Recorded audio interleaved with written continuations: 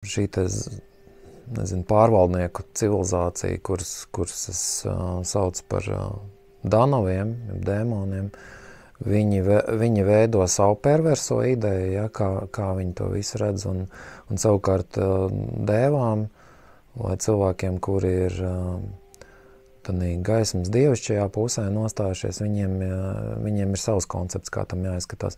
Un tā ideja tāda, ka mēs esam piemēram, par brīvajām kopienām, ja, kuras pašnosakās, ja, savā starpā nekaro, sadarbojās, ja, un nodarbojās ar kultūru un mākslu. Un savukārt dēmoniem tā doma ir tāda, ka vajag izveidot superkontrolētu sabiedrību ar čipiem galvā, ja, lai viņus var vadīt pa trajektorijām, ja, nu, kā robots. Un tas ir viņa ideālais sapnis tāds, jā. Lūk, un te mums nesakrīt, bet vienā jautājumā mums rītīgi krustojās un sakrīt, tas ir jautājums par to, ka šī vecā civilizācija jādemontē. Tikai mums atšķirās viedoklis par to, kā tas ir jādara. Piemēram, viņi uzskata, ka jādemontē ir caur kariem un tam līdzīgām lietām. Mums savukārt ir doma, ka nē, vajag vienkārši izglītības sistēmu mainīt un izmainīt cilvēku mentalitāti un domāšanu.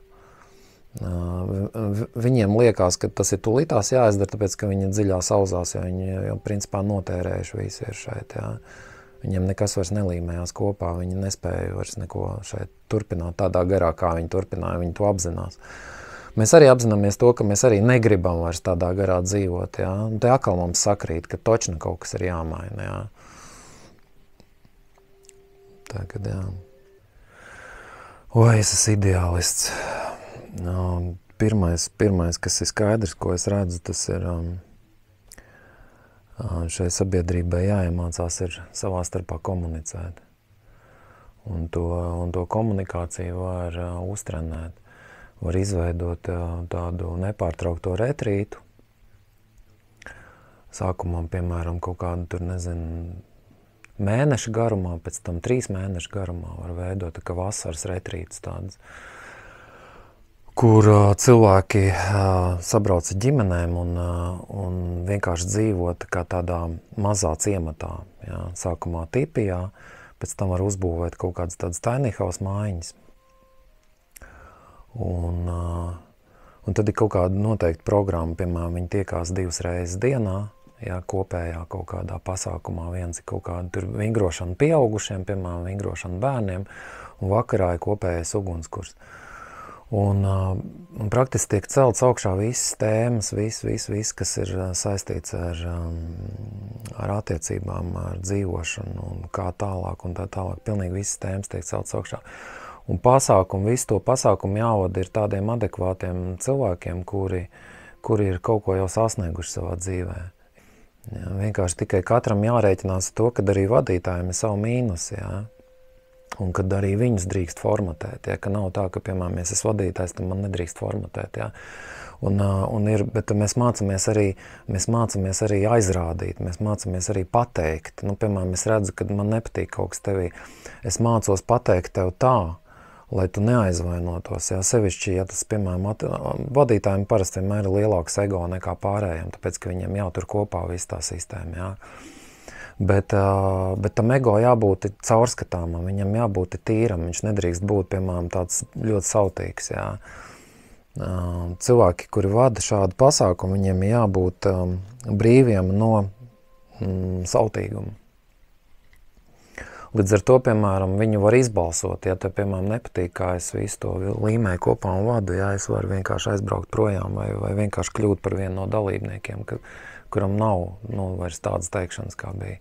Labi, bet tās ir detaļas. Īstenībā tā ideja, galvenā ideja bija tāda, ka mēs dzīvojam vienkopus. Bet tas ir mans ideālisms, jo es saprotu, ka pie šiem apstākļiem šobrīd tas pat nemaz nav iespējams. Tas varētu būt iespējams, piemēram, kaut kādos lockdown variantos.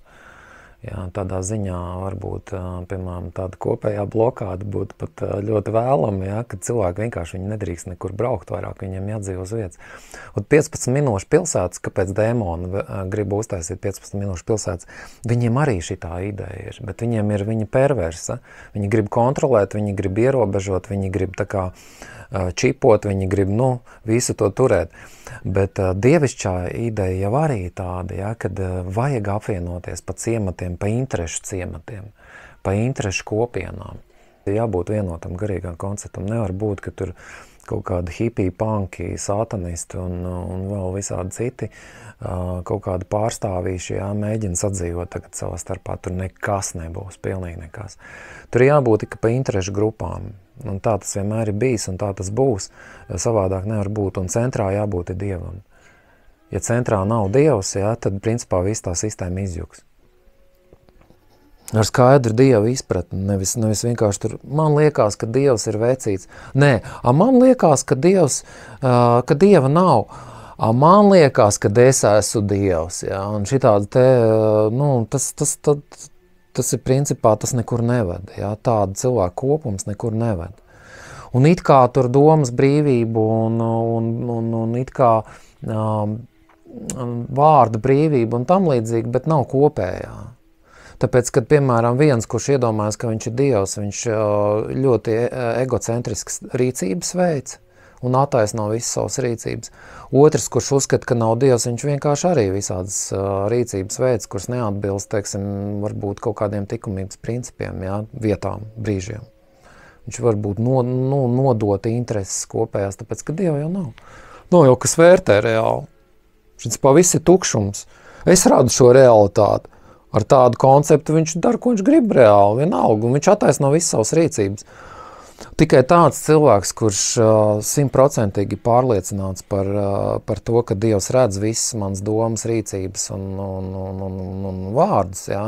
Tikai tāds cilvēks var vispār sākt runāt un domāt par atbildību kaut kādu, jā, šajā inkarnācijā. Un vispār par kaut kādu kopīgo, jā. Jā. Es kaut ko tādu mēģināju tā saucamajā Manžūrijā izveidot tādu tā kā kopienu, bet tā sākotnējā ideja bija, jā, šī te pārējais laikmeta apmetne, kurā cilvēki dzīvo tā kā ģimenēs un tad mācās komunicēt, bet mums teiksim tā, es nebiju labs vadītājs, ja man nesanāca visu to salīmēt kopā un pārliecināt cilvēkus. Pie manis pievilkās pie visas tās idejas, bet es viņu nebīdīju tālāk, es nogrimu darbos. Es nogrimu, darbos vienkārši, ģimenes darbos. Tur ēst gatavošana, tur trimerēšana, mājas būvēšana, jā, tas nav, un līdz ar to es vienkārši pazudu. Un man jau arī tas sakrita ar tādu periodu, kad es vispār gribēju pilnīgi noslēpties no sabiedrības, un viss tā sabiedrība bija līdz kaklam. Tādam līderim, ja, kurš gan saimnieciskos jautājumos šarī, gan arī viņš ir garīgs, ja, ka viņš, teiksim, reāli savā dzīvē apliecina to garīgumu. Caur to, ka viņam ir disciplīna, prakse, viņš katru dienu kaut ko praktizē, ja, kaut kādu savu to, jogas virzienu, ja. Ja mēs gribam realizēt kaut ko tādu fiziskā plānā, tad jābūt kaut kādiem līdzekļiem. Tāda nav, varbūt arī labi, tāpēc, ka tas viss jāsāk ir no nulles, zinot vērtību visam. Ja, piemēram, šito pasākumu nosponsorēs, iedos daudz naudas, tad tas aizies, piemēram, tā cilvēka, kurš dod naudu, interesēs. Viņš diktēs noteikumus. Bet viņam tad jābūt tam, kurš dod naudu, tad viņam jābūt svētajam ir. Tad tas iet krastā. Tad viņš nonāk centrā, un viņš saka tā, šeit ir jābūt tā, un šis ir tā. Un daram tā, un viss tā, forša ideja. Jā. Jo parasti jau ir tā, kad ir, teiksim, garīgais koncepts, ir cilvēki, kuri ir garīgi, bet viņiem nav naudas. Tad ir uzrodās sponsors, viņš iedod naudu, iedod, tur 150 000, piemēram, maza ciematiņa veidošanai, jā. Ja paši taisa, pilnīgi pietiekoši sākumam, jā. Ar tādu naudiņu. Sapēr kokmateriāls būvē, bet tam naudas devējam, viņam ir sava interese, Un ja viņš nav svētais, viņš spiež virsū savu ego. Un sanāk, ka arī savu redzējumu, un tas ir normāli. Nu tā tas ir. Jo arī garīgs cilvēks, ja viņam ir šī nauda un viņš sponsorē, arī viņš spiedīs virsū savu to redzējumu. Viņš teiks tā.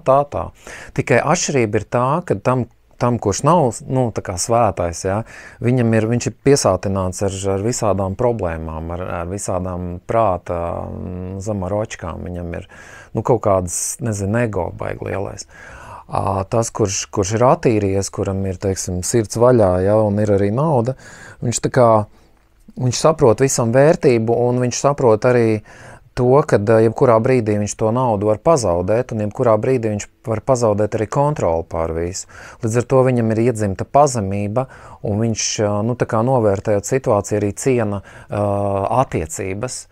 Tie cilvēki, kas pie viņa pievelkās, viņš viņus lolo, viņš viņus ucina, lai nevis noturētu kaut kādu savu ietekmi, bet jo viņš apzinās to attiecību svētumu. Viņš saprot, viņš nepalaidīs tādu cilvēku, ja, viņš neizsviedīs viņu ārā, ja, tikai tāpēc, ka viņam nepatīk, kad viņam ir kaut kādas 3 lietas, ko viņš dara, ja, kas viņam nepatīk. Bet viņš mēģinās ar viņu dzīvot tā, lai iedvesmotu viņu uz labāku dzīvi. Un tas ir tāds īsts līderis, ja. Viņš sanāk, ka viņš dod tiem cilvēkiem darbu un pat maksā viņiem naudu. Un te vienā tajā kopienā, kas veidojas, tur tā situācija arī ir tāda, ja, ka cilvēks ir nosacīti turīgs, es nezinu, cik turīgs, ja, bet iespējams, ka pietiekoši turīgs. Un viņam arī ir tā stāja un tā attieksme pret visu tādu ļoti pareiza. Un te jau var diskutēt par to, kas vispār ir pareizi, nepareizi, bet tur redz tā ideja tāda, ka viņi ir visi vienā konceptā. Viņiem visiem ir viena ideja. Un tā ideja, viņas visas vieno bhakti jogu, viņas visas vieno vaišnavisms. Reliģijas kā tādas, viņas ir vispār radītas, lai taisītu biznesu, jā, priesteri taisa biznesu. Bet šeit ir reliģiozitāte centrālā asī. Tas nozīmē to, ka tas var būt, kaut kāds jogas virziens vai, piemēram, kristīgais virziens, jā, bet viņam nav saistība ar baznīcu, jā. Ir mums Latvijā neatkarīgie mācītāji, ja, kuri varētu kaut ko tādu izveidot. Ja, un tad viņi pēc būtības jau turētu to savu loku apkārtējo, turētu tajā šķīstības garā, un nevajadzētu viņiem atskaitīties kaut kādiem tiem melnajiem priesteriem. Ja. Viņi vienkārši neatkarīgi. Viņi jau ir izsvilpti no tās sabiedrības ārā. Un tā ir reliģiozitāte pēc būtības. Ja. Es domāju, ja ņem, piemēram, sākumā tās varētu būt 2 ģimenes, pēc tam 3. Viņi aug. Un tas ciemats, viņš būs tik liels, ja, cik tajā ciematā tas līderis būs liels. Un sanāk tā, ka iespējams, ka diezgan plašs viņš veidojas, bet ir viena robeža kaut kur. Un tā robeža varētu būt apmēram pie 150 cilvēkiem. Tas ir ar visiem bērniem ieskaitot, jā. Vairāk, nē, mēs tirgus laukumā neesam dzimuši, ja, te nav Indija. Un arī jābūt tai teritorijai pietiekoši lielai, lai viņi netraucētu viens otram. Katram ir savu kaut kāda tā mazā teritorija, tur nosacīta 0,5 hektāra platībā, jā. Un tādu arī vajadzētu saglabāt, tā kā pēc Anastasijas principa, jā, tikai latviskākajā versijā, kad ir uz tā zemes gabaliņa ir tāda mikro viensaitiņa, jā, tur ir mazs šķūnīts, mazs namiņš, tur tas, katram savs namiņš tur, nezinu.